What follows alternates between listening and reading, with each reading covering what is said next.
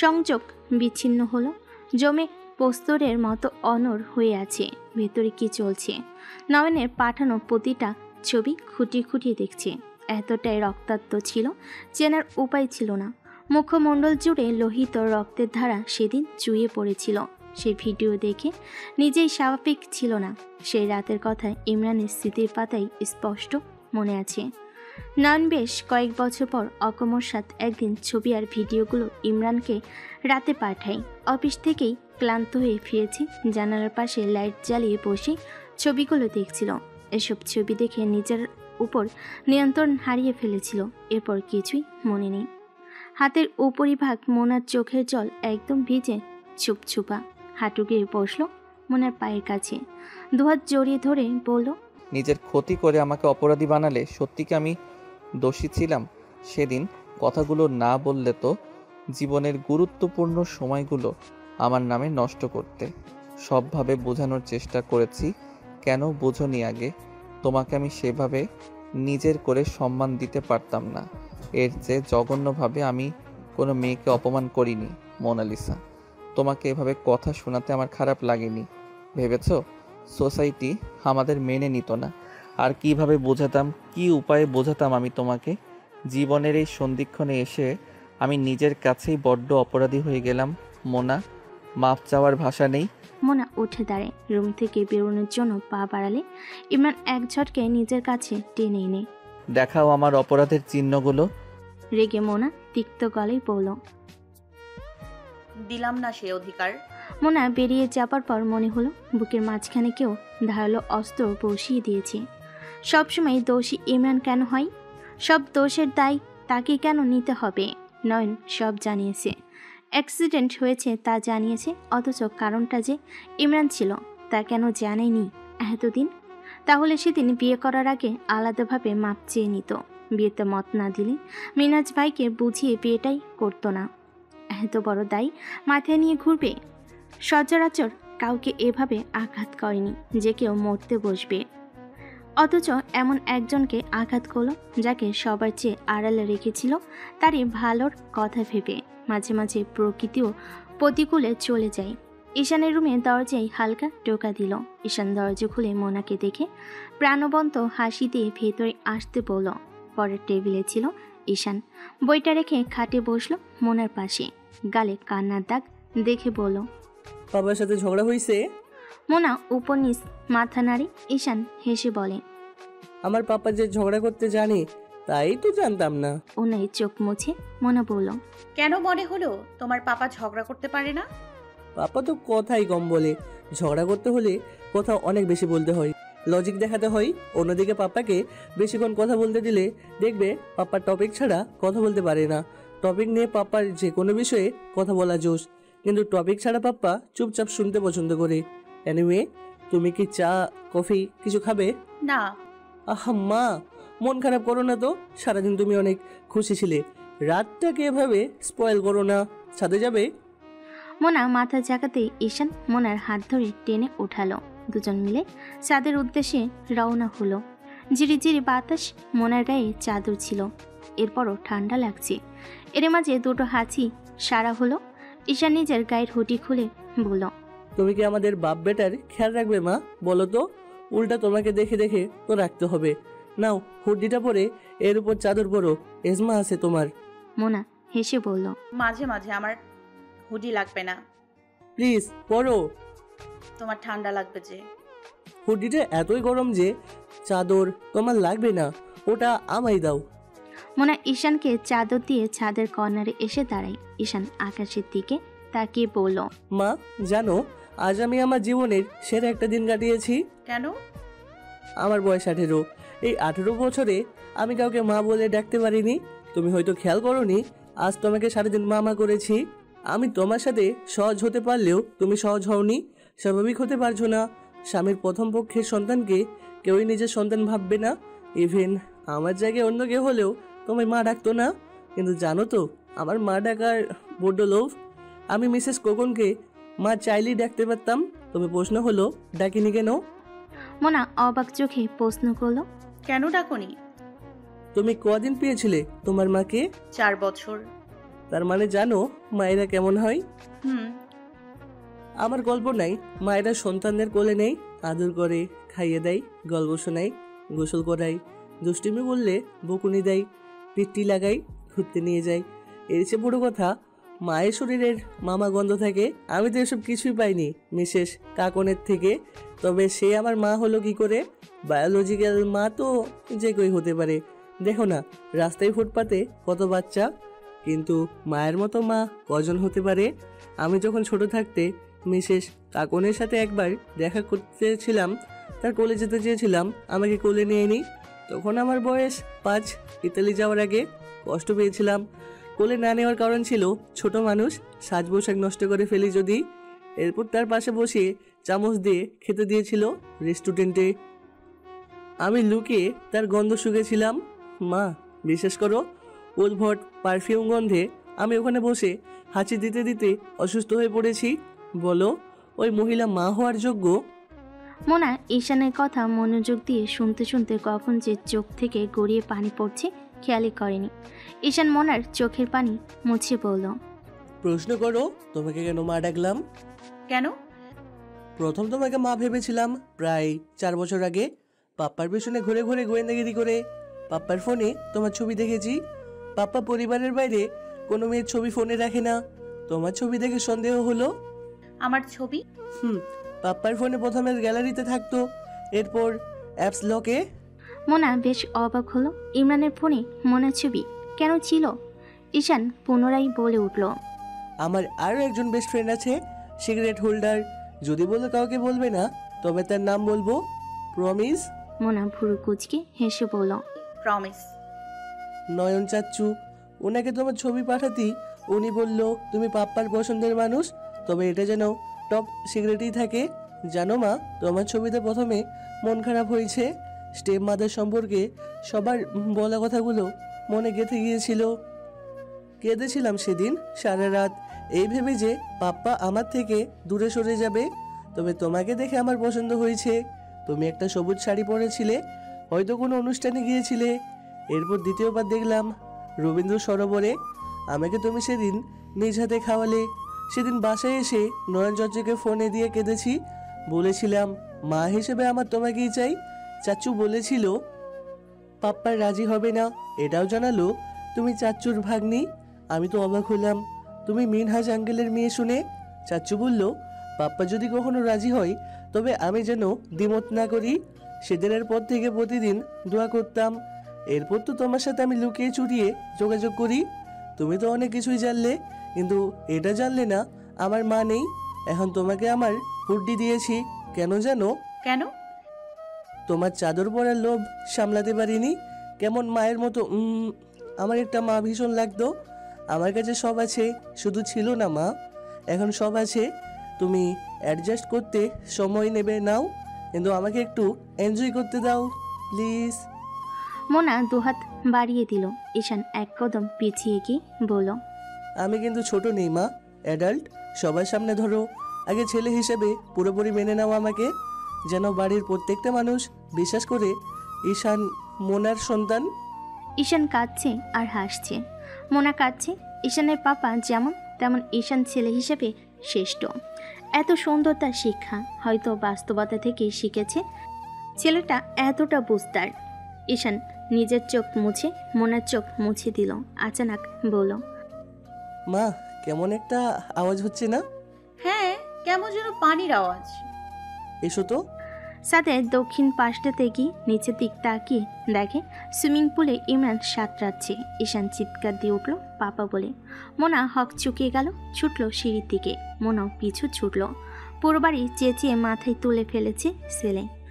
ফুপ্পি, চাচ্চু, তোমরা দেখোনি পাপা পুলে নেমেছে? নয়ন এসেছে বেশ কিছুক্ষণ। ইমরানের সাথে ফোনে কথা হবার পর মিনাজ ফোন করে দুশ্চিন্তা করছে, তাই নয়ন ছুটে এসেছে। ঈশানের চিৎকারে সকলে ভয় পেয়ে গেল। ওর পেছন পেছন ছুটল বাকিরা। পুলের সামনে গিয়ে ঈশান চুপ করে দাঁড়িয়ে আছে। ছেলের চিৎকার শুনে মাথা তুলে ছেলেকে দেখে কাছে এগিয়ে এলো। পানির ভেতর ডুবে থাকা পুরনো বদ অভ্যাস যখন কষ্ট বেশি পায়, এই কাজটা সবচেয়ে বেশি করে।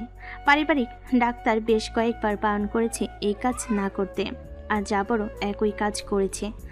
আগে যখন কষ্ট পেত এভাবে পানিতে ডুবে থাকতো, নিউমোনিয়া হলো, অ্যাজমা এখন নিয়মিত সঙ্গী।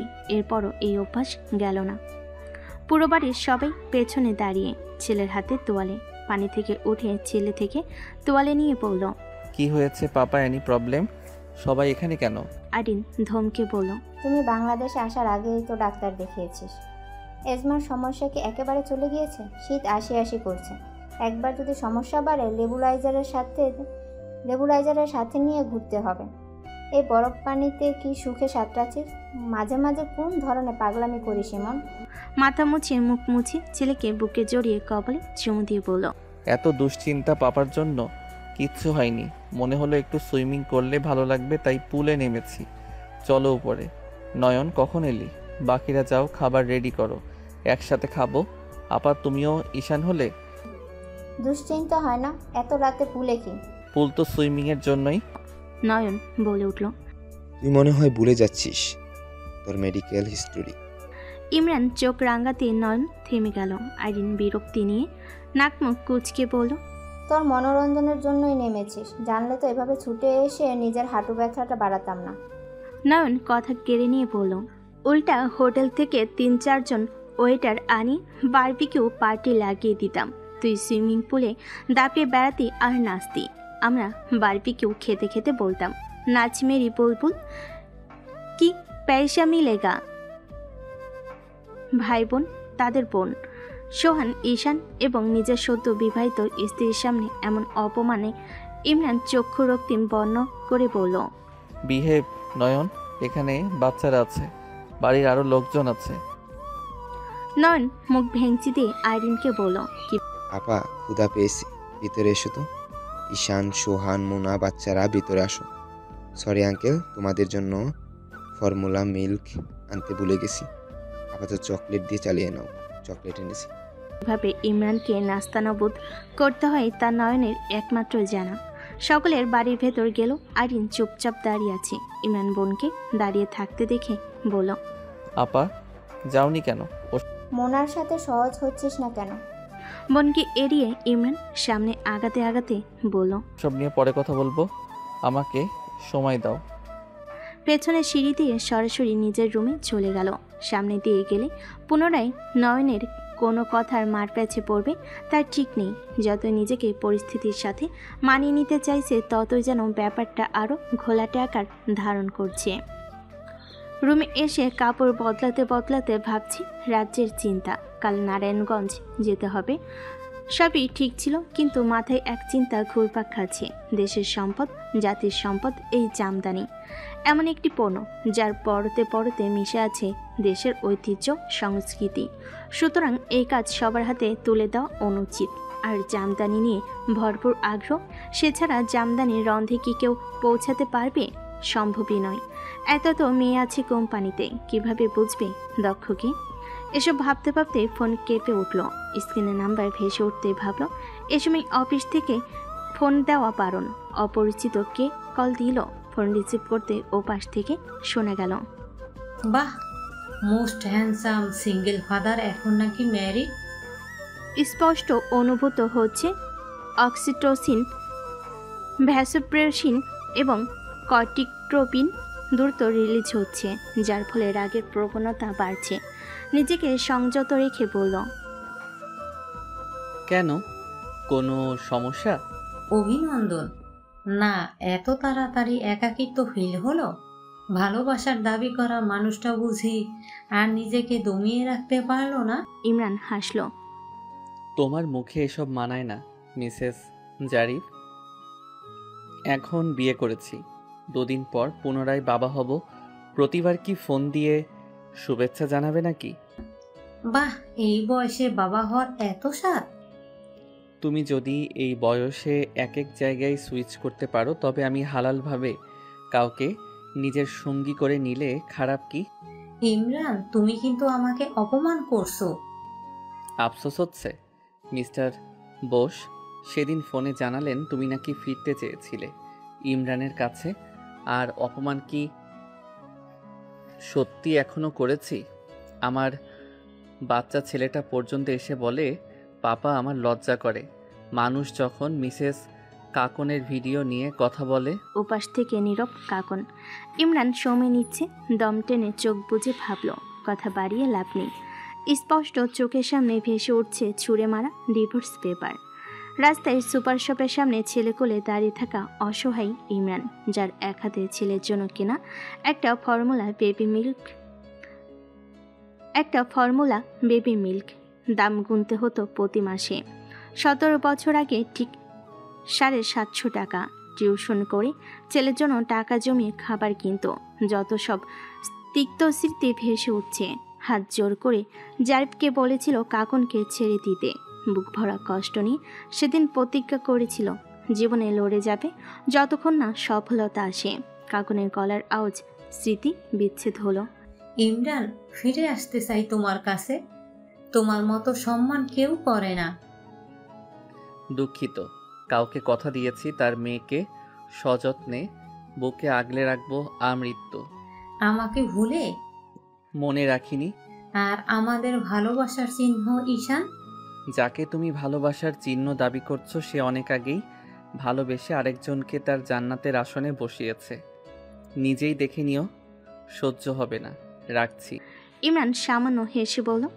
ইমরান ফোন কেটে চুপ করে খাটে বসে আছে। কেন ফোন দেয় কাকন? নিজের করা ভুলগুলোর জন্য নিজের চুল নিজেরই ছিঁড়তে ইচ্ছে করে মাঝে মাঝে। ঠিক সেই সময়টাতে মোনা রুমে ঢুকেছে। গাল ফুলিয়ে ঢুকেছে, কথা বলছে না। আলমারি খুলে কি যেন রাখছে। ইমরানকে অন্যমনস্ক দেখে তাকালো। আনত মাথায় ইমরান বলে উঠল, মোনালিসা, কাকন ফোন দিয়েছিল। মোনা থমকে গিয়ে চুপচাপ দাঁড়ায়, কারো মুখে শব্দ নেই। বাক্যরা গতি হারিয়েছে। ইমরান মুখ তুলে মোনার দিকে তাকাতে দেখল মোনা বারান্দার দিকে তাকিয়ে আছে। তবে কি মোনার কোনো ভাবমূর্তি নেই? আচানক ঘাড় ঘুরিয়ে ইমরানের দিকে তাকিয়ে বলল, আপনার সন্তানের মা ফোন দিতেই পারে। হ্যাঁ তাই তো, কি মনে করে তোমাকে জানালাম জানি না, মনে হলো দরকার। খেতে চলুন, সবাই অপেক্ষা করছে। যাও, আসছি। মোনা চুপচাপ বেরিয়ে গেল। ভাবতে থাকলো কিভাবে আগাবে জীবনে। এক জায়গায় আটকে আছে সকল সুতো। এদিকে ইমরান ভাবছে মনের সাথে সহজ হওয়াটা বোধহয় এ জন্মে হবে না। মেয়েটার সাথে কিছু জিনিস শেয়ার করবে ভেব তার আইরিনের অনীহার জন্য হলো না। হয়তো ইমরানের ব্যাপারে আগ্রহ হারিয়েছে। আইরিন আজ প্রচণ্ড রেগে আছে। খাবার টেবিলে প্রতিটি জিনিস ধুমধাম করে রাখছে। নিচে সবাই খেতে বসেই লক্ষ্য করেছে আইরিনের মেজাজ। নয়ন এবং ঈশান মিটমিটিয়ে হাসছে। ইমরান কথা না বলে বোনের কার্যকলাপ দেখছে। সবাইকে রাগ করে খাবার বেড়ে দিয়ে নিচে বসে জোরেই বলল, ইমন, এটা এখন মোনা আর তুষির বাড়ি। তুই আর ইস্তেফাক ভাড়াটিয়া এই বাড়িতে। Ishan Itu head of the department থাকুক, আর আমি হলাম এই বাড়ির ম্যানেজার। আব্বা আম্মা তোকে দুই ভাড়াটিয়ারে দেখে রাখার দায়িত্ব আমারে দিয়া গেছে। এই বাড়িতে যদি কোনো নাপাক ময়লা আবর্জনা ঢুকতে আয়, আমি ঝাঁটা দিয়ে বাইরে ফরজ কামটা করবো, কাইল্লা দেখা নিবি। বোনের কথার ভাষাগত উচ্চারণ পাল্টে যাচ্ছে। ইমরান বিচলিত হয়ে বলল, কি হয়েছে? কেন তুই জানোস না? এতক্ষণ উপরে রসায় রসায় প্রেম আলাপ করেছিলি যে, মনে ছিল না? এই বেয়াদব আমারে কেন ফোন দিয়া কয় আমি কালকে নতুন বউয়ের মুখ দেখতে আসবো? এতক্ষণে ইমরানের মাথায় এসেছে ঘটনা কি ঘটেছে তা। কাকন ঠিক কতটা বেহিয়া আর নির্লজ্জ হলে আপাকে ফোন দিয়ে এসব বলে সেটা ভাবতেই নিজের ঘেন্না লাগছে। বরাবরই আপাকে ফোন দিয়ে হাবিজাবি সব বলে জানায়। আজও সেই কাজ করলো। ফোঁস করে দম ফেলে বলল, আপা, প্রেম করার বয়স আমার নেই। আমাকে ফোন দিয়েছে ঈশানের খবর নেয়ার জন্য। স্বভাবতই আমি কথা বাড়াইনি। হয়তো আমার সাথে কথা না আগাতে পেরে তোমাকে ফোন দিয়ে এসব বলেছে। এসবের ব্যাপারে কিছুই জানি না। আসুক, কালকে ঝেঁটিয়ে তাড়াবো। রাবিয়া মতিয়া নতুন শলার ঝাড়ু দুইটা টাইট কইরা বাদ, আর জালি ব্যাটটারে সারা রাত তেলে ভিতে চুবা। ইমরান হেসে বলল, আপা, মুখে যাই বলো, তোমার শরীরে যে ভদ্র বংশের রক্ত আছে তা ভুলো না। নয়ন মুখ ভেঙচি দিয়ে বলে, তোর এখনো এত টান? টানের কি দেখলি? সম্মান করি। আপা, যেটা বেন বলায় আপাকে বংশ দেখিয়ে থামাচ্ছিস? কাউকে কিছুই করতে হবে না। ও আসলে আমাকে জানিও, আমি আসবো। ঈশান খাও। ছেলের সামনে কিছুতেই অপসংস্কৃতির চর্চা চায় না ইমরান। আজকে রান্নার প্রতিটি আইটেম ছিল ভিন্ন। ইমরান সাদা ভাত নিয়ে চিংড়ি মাছের মরিচ খোলা নিল। অল্প একটু মুখে দিতে অন্যরকম স্বাদের আভাস পেল। কাঁচা মরিচের ভর্তা, বালাচাও ভর্তা, শীতের সবজির একটা তরকারি, বেগুনের চাটনি, চিংড়ি দিয়ে কচুমুখী, সর্ষে, সব মিলিয়ে বাঙালি ঘরনার নানান পদ। সবাই খেয়ে মাশাল্লাহ বলেছে। ইমরান সব খাবার আজ চেখে দেখল। খাবার শেষে বলল, আজ খাবার কে রেঁধেছে? আইরিন বলে উঠল। মোনা। ইমরান একটি শব্দ করেনি। খাওয়া শেষে হাত ধুয়ে নয়নকে উপরে আসতে বলল। মোনা চুপচাপ খাচ্ছে। ইস্তিয়াক বলে উঠল, ভাবি, রান্না সত্যি খুব মজা হয়েছে। আমি আপা আর তুষির রান্না ছাড়া সচরাচর কারোর রান্নার কখনোই প্রশংসা করি না, তবে আপনার রান্না আম্মার রান্নার মতো, বিশেষ করে সর্ষে ইলিশটা ভাইয়েরও মনে হয় পছন্দ হয়েছে। এত চুপচাপ কখনো সব খাবার টেস্ট করে না। আইরিনও সহমত জানিয়ে বলল, ইমরান কিন্তু খাবার বেঁচে খায় মোনা। আমি তোকে ইচ্ছে করে বিকেলে বলিনি, তুই রান্নায় আগ্রহ দেখালি তাই। সর্ষে ইলিশ আমাদের সবার পছন্দের, তাই ভাবলাম এটা যখন আছে একটা হলেই খেয়ে ডুববে। তবে খাবার নিয়ে কখনো দুটো কথা বলে না। যা দিবি খেতে পারলে খাবে, না খেলে চুপচাপ উঠে যাবে দুমুঠো নিয়ে। আজকে সব খাবার একটু একটু করে খেয়েছে। আমার খুব ভালো লেগেছে রে, ও সব খেয়েছে আজ। মোনা খানিকটা অনিচ্ছায় হাসল। ভেতরে চাপা কষ্ট প্রকাশ করতে না পারার যন্ত্রণা। এ যেন কঠিন অগ্নি পরীক্ষা। নিজেদের মাঝে বিশদ আলোচনায় দুজনে বারবার এসে থমকে যাচ্ছে পরবর্তী ধাপে কিভাবে আগাবে ভেবে। এক পর্যায়ে ইমরান বলে উঠল, একটা উপায় আছে, কিন্তু কতটুকু উচিত হবে জানি না, বা ঠিক হবে বুঝতে পারছি না। কি? আমরা যদি মোনালিসাকে ইনভলভ করি। কিভাবে? ওকে আগে তুই আর আমি তাঁতপল্লিতে নিয়ে যাব। ও কতটুকু বুঝে শাড়ি সম্পর্কে আমরা যাচাই করব। আমার মন বলছে ও জামদানির আদ্যপ্রান্ত অনেক কিছুই জানে। যদি আমাদের দুয়ে দুয়ে মিলে যায় তবে না হয় ওকে টিমে রেখে দিব। আমাদের টার্গেট হলো জামদানি নিয়ে নতুনভাবে কাজ করা। মোনালিসা তো আজ হোক কাল হোক এমনিতেই কোম্পানির চেয়ারম্যান পদে বসবে। নয়ন ইমরানকে থামিয়ে বলল, ওয়েট, ক্লিয়ার কর। ম্যানেজার পদে বসবে মানে? ঈশান এবং মোনালিসাকে দায়িত্ব বুঝিয়ে আমি কিছু বছরের মাঝে অবসরে চলে যাব। ম্যাগনিফিকা মোনালিসা, মোনালিসা টিউলিপের গার্মেন্টস মোনালিসাকে দিব। শাহাদাত প্রপার্টিস অ্যান্ড ইলেকট্রনিক্স পুরোটা ঈশানের। কখন নিলে এই সিদ্ধান্ত? গতকাল রাতে। মোনা কি রাজি হবে? তোর উপর অনেক রাগ। রাগ হওয়াই তো স্বাভাবিক। সত্যিটা কেন বলছিস না? এতদিন যখন বলিনি আর কখনোই বলবো না। আমার উপর রাগ করেছিস? না, বাদ দে ওসব কথা। ইমরান উঠে দাঁড়ায়। নয়ন স্পষ্ট বুঝতে পারছে রাগটা নয়নের উপর।